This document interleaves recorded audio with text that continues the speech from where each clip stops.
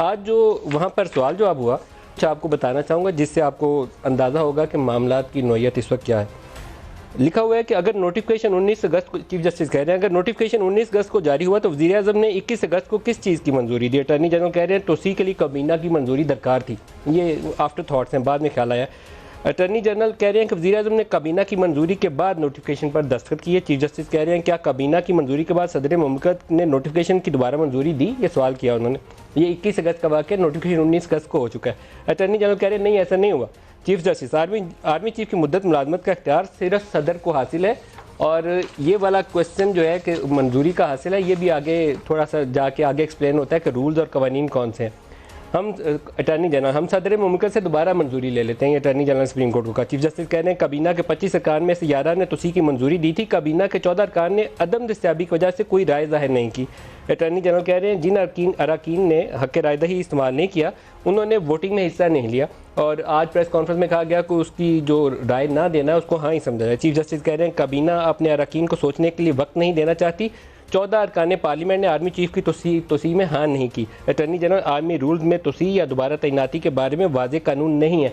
ये बहुत ही एक क्रूशल और इम्पॉर्टेंट स्टेटमेंट है जो अटॉर्नी जनरल ने दी। तो उन्होंने पूछा कि कौन से एक्सप्लिसिट ऐसे रूल्स हैं आर्मी रूल्स के अंदर जो तोसी का एक्सटेंशन का इख्तियार देते हैं आर्मी चीफ की मुद्दत मुलाजमत में। तो अटॉर्नी जनरल ने कहा कि आर्मी रूल्स में तोसी या दोबारा तैनाती के बारे में वाज़ेह कानून नहीं है। अब इसके ऊपर जो आर्मी रूल्स के अंदर प्रोविजन है वो आर्टिकल 255 है, और 255 ये कहता है कि रिटायरमेंट को टेम्परेरीली सस्पेंड किया जा सकता है।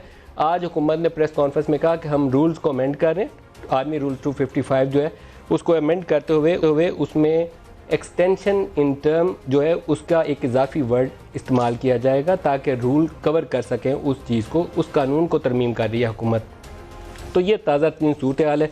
हमने जिस दिन बयानात आए थे इमरान खान और उसका जवाब आया आगे सुप्रीम कोर्ट के चीफ जस्टिस की जानिब से, तो उस दिन मैंने एक प्रोग्राम में पूरा इस टॉपिक को लिया, और मेरा ख्याल ये था कि जो ट्रॉयका ऑफ पावर है पाकिस्तान में, किसी ज़माने में हुआ करता था प्रेसिडेंट, आर्मी चीफ और prime minister of Pakistan. President के पास 258B का इख्तियार होता था जिसकी वजह से वो बहुत पावरफुल होता था।